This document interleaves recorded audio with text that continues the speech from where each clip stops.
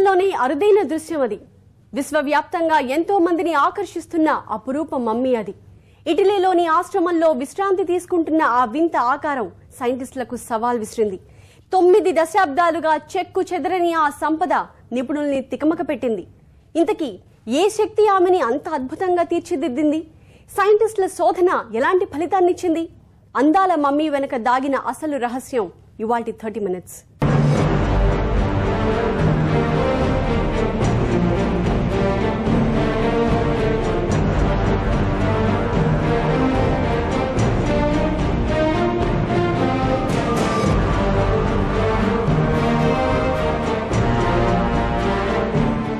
ఎంతో మందిని అబ్బురపరుస్తున్న చిన్నారి మమ్మీ అది.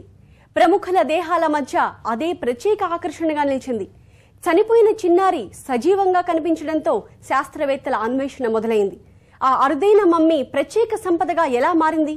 ఇంతకు ఆ చిట్టి తల్లి చరిత్ర ఏంటి? ఒకసారి ఆ వివరాల్లోకి వెళ్దాం. ఇటలీలోని పాలెమో ఆశ్రమం అది.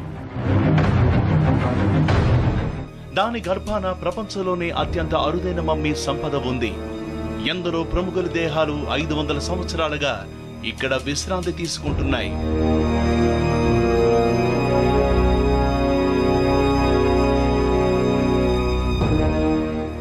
ఈ భారీశాలలో ఆడ మగ కన్యలైన మమ్మీల కోసం ప్రత్యేక విభాగాలున్నాయి.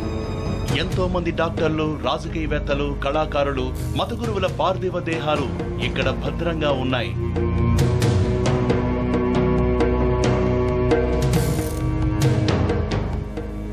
ఆ ఆకారాల మధ్యలో ఓ అద్భుత దృశ్యం. దేవత రూపంలోని ఓ చిన్నారి మమ్మీ.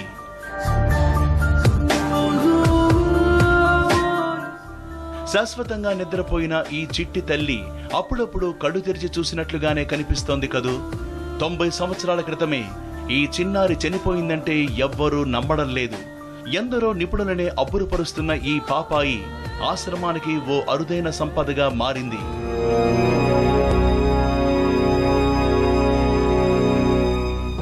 పద్నాలుగు సంవత్సరాలుగా వీటిని బ్రదర్ యాంటోనీ కాపాడుకుంటూ వస్తున్నాడు. ఈ మమ్మీలను జాగ్రత్తగా చూసుకుంటే మరో జన్మలో తనకు దేవుడు ఉన్నత జీవితాన్ని ప్రసాదిస్తాడని యాంటోనీ నమ్మకం.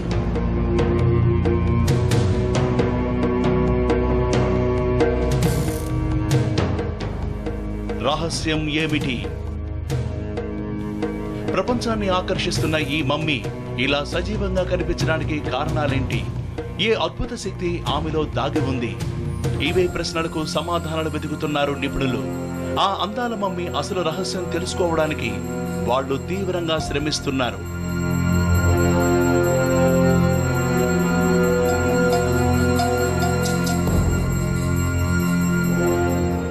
ఆంథ్రోపాలజిస్ట్ డారియల్ ఆ ఆశ్రమంలోని లైబ్రరీ సాయంతో ఆమె వివరాల్ని తెలుసుకున్నాడు.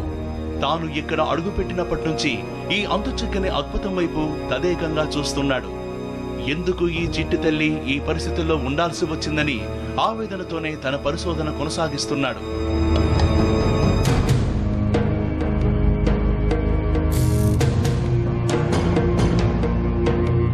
అసలేం జరిగి ఉంటుంది? మొదటి ప్రపంచం యుద్ధం చివరి రోజుల్లో రోసాలియా లంబార్టో అనే చిన్నారి పుట్టింది. ఆమె తల్లిదండ్రులకు సర్వస్వం అయ్యింది.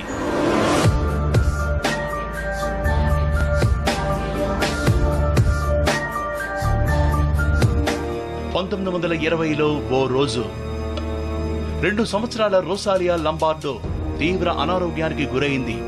అంతుచెక్కని వ్యాధి ఆ చిట్టి తల్లిని కాటేసింది. బుజ్జిపాపాయి కష్టాన్ని చూసిన తల్లిదండ్రులు ఎంతగానో బాధపడ్డారు. మాయిదారి రోగాన్ని నయం చేయలేక డాక్టర్లు చేతులెత్తేశారు.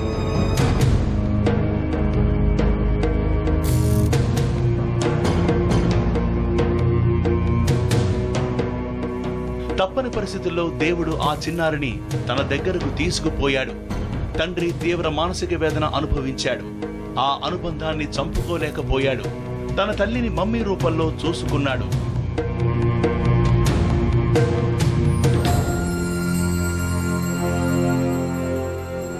తొంభై సంవత్సరాలు గడుస్తున్నా ఆ గాజు పలుకులో ఉన్న ఆమె అలానే ఉంది.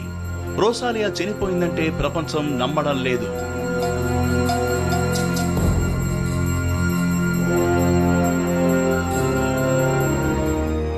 అందాల మమ్మీ అసలు రహస్యాన్ని కనుగొనడానికి డారియల్ మరింత శ్రమించాడు. అందుకే ప్రొఫెసర్ ఆల్బర్ట్ జింక్ సాయాన్ని తీసుకోవడానికి బయలుదేరాడు. ప్రపంచవ్యాప్తంగా మమ్మీలపై పరిశోధనలు చేస్తున్న వ్యక్తుల్లో ముఖ్యుడు ఈయన.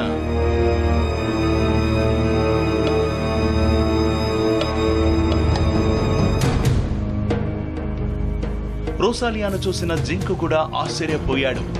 ఇన్నేళ్లుగా చెక్కు చెదరకుండా సజీవంగా కనిపిస్తున్న చిన్నారిని చూసి తనను తానే నమ్మలేకపోయాడు.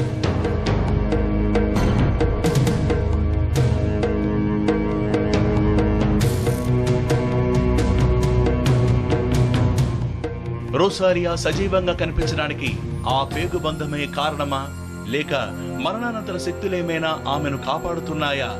వివరాల కోసం అన్వేషణ కొనసాగింది.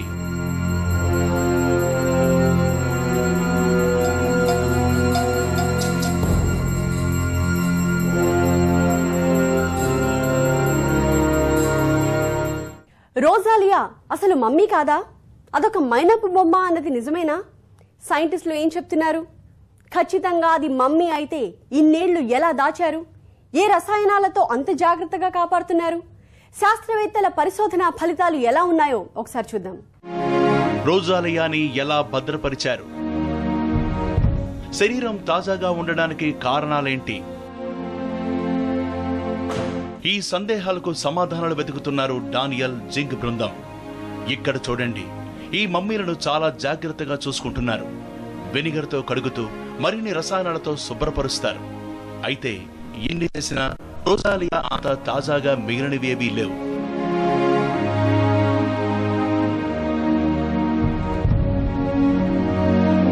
వంద సంవత్సరాల క్రితం అమెరికాలో నివసించిన సలాఫియా దగ్గర ఉంది అసలు రహస్యం. చిన్నారి శవంపై పరిశోధనలు జరిపిన సలాఫియా కొన్ని ప్రత్యేకమైన రసాయనాలతో ఫార్ములా కనిపెట్టాడు. తర్వాత సలాఫియా తన ఫార్ములాని ఎవరికీ తెలియనివ్వలేదు. రోసాలియానే కాదు, మరికొన్ని మమ్మీలను భద్రపరిచేందుకు ఇదే ఫార్ములాని అనుసరించాడు సలాఫియా. ఇదిగో సలాఫియా టెక్నిక్స్ తో భద్రపరిచిన మరో మమ్మీ ఇది.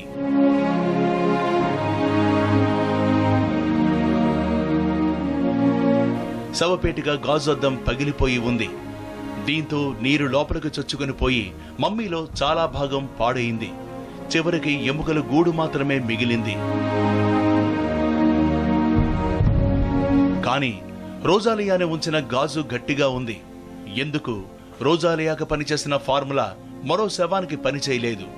ఎలా చూసినా, ఎన్ని కొత్త పద్ధతులు అనుసరించినా రోసాలియా అంత అద్భుతంగా మరో మమ్మీ లేదు. సలాఫియా టెక్నిక్ వల్లేనా ఆ చిన్నారి అంత అందంగా కనిపిస్తోంది? లేకపోతే ఆమెలో మరేదైనా శక్తి దాక్కుని ఉందా? లేక మరికొందరు అనుకున్నట్లుగా అక్కడ ఉన్నది రోసాలియా కాదా, మైనపు బొమ్మ అంటున్న విమర్శకుల మాటలు నిజమేనా? మరికొన్ని పరిశోధనలు ఈ సందేహాలకు సమాధానాలు ఇవ్వనున్నాయి. 50 సంవత్సరాల క్రితం రోసాలియాతో పోల్చి చూస్తే ఆమెలో మార్పులు స్పష్టంగా కనిపిస్తున్నాయి. వాతావరణంలో మార్పుల వల్ల దేహంపై మచ్చలేర్పడుతున్నాయి. మరోపక్క లక్షలాది మంది సందర్శకుల ఫోటోగ్రఫీతో ఏర్పడిన ఆక్సిడేషన్ కారణంగా ఆ చర్మం నల్లగా మారుతోంది. ఈ తరుణంలో ఏదైనా సమయంలో గ్లాస్ బద్దలైతే ఈ చిన్నారి సుందర రూపం ఏమవుతుంది అనేది సైంటిస్టుల్ని ఇబ్బంది పెడుతోంది. అందుకే శాశ్వతంగా ఇదే రూపాన్ని కొనసాగించడానికి ప్రయత్నిస్తున్నారు. ఇంతకీ సలాఫియా ఫార్ములా ఏంటి? ఓసారి అతని చరిత్ర తిరిగేస్తే ఆధారం దొరకొచ్చు.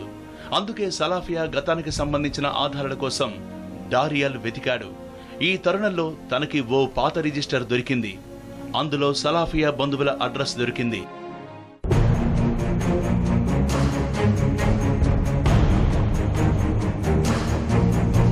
అన్వేషణలో డారియల్ సలాఫియా బంధువు దగ్గరికి వెళ్లాడు. ఆమె దగ్గర సలాఫియా రాసిన పాత చేతిరాత ప్రతులు ఉన్నాయి. మమ్మీలని శాశ్వతంగా తాజాగా ఉంచే పద్ధతులు అందులో రాసి ఉన్నాయి. వాళ్లకి సలాఫియా తాజాగా ఉంచిన డెడ్ బాడీల వివరాలు చిత్రసహితంగా ఉన్నాయి.